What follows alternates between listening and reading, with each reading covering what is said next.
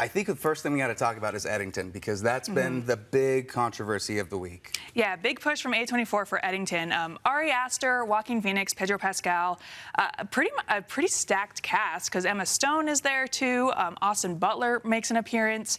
I don't know, what did you think of it? Well, so this is set during basically the beginning of lockdown restrictions. So this is taking place during 2020. So May of 2020. So like right as not only is COVID like lockdowns in full effect, but also a lot of protesting is happening. A lot of racial tensions are heightening all over the country. The George Floyd riots are happening. The mandates are happening. And we have Joaquin Phoenix as the sheriff that sees everything going on and is like, we have to go back to when things were good and people were nice. And because of what he's seeing around in this small town of Eddington, he decides, I'm going to run for mayor up against Pedro Pascal, who is kind of like the establishment choice that's always been around. But Joaquin Phoenix decides, I think it's time for me to take a run for it.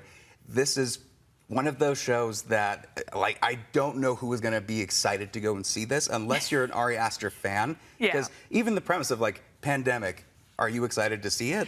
Yeah, it's really tough to want to go to the theater to watch a movie about the pandemic. I personally, huge Ari Aster fan. He's one of my favorite directors, so I will turn up for anything that he does. This is, if you have seen any of his other filmography, Hereditary, Midsommar, Beau's Afraid, this is a really tamed down Ari Aster movie. So I would say it's not like any of his previous movies. It is a lot more mainstream, but it still does a very good job of doing what Ari Aster does, which is injecting anxiety into a lot of the scenes and a lot of heightening and a lot of what is happening, especially towards the climax of the movie when you're like, I don't know what's really happening here. Yeah, because it's jumping around to a lot of different genres. Like at first you're like, this is a Western.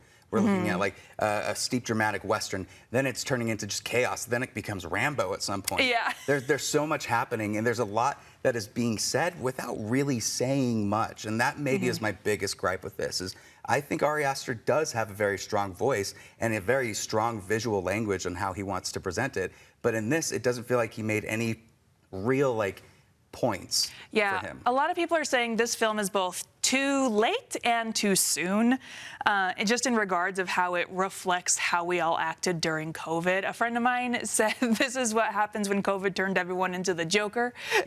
And who do they cast to do it? The Joker. Perfect Joaquin Phoenix. Well, do you think that this is one that you are going to revisit later? Did you find it to be entertaining enough? Like I said, I'm a little biased because I really like anything Ari Aster does, so I might revisit it. I think this would have been an awesome TV show. Give Ari Aster 6 to 8 hours to tell this particular story, and I think we could have really had something. I think it could have been cut down. You know, like, there was a part of me where I was like, you've said enough of what you need. Like, we can cut a little bit of this, couldn't we? Not to say that like I wasn't enthralled through the entire thing, and that just goes to show how great of an actor Joaquin Phoenix is. Like, say what you want about how eccentric he is off camera, but whenever he's on and he's doing something and he's committed to it, it is one of the most interesting things to watch, especially nowadays.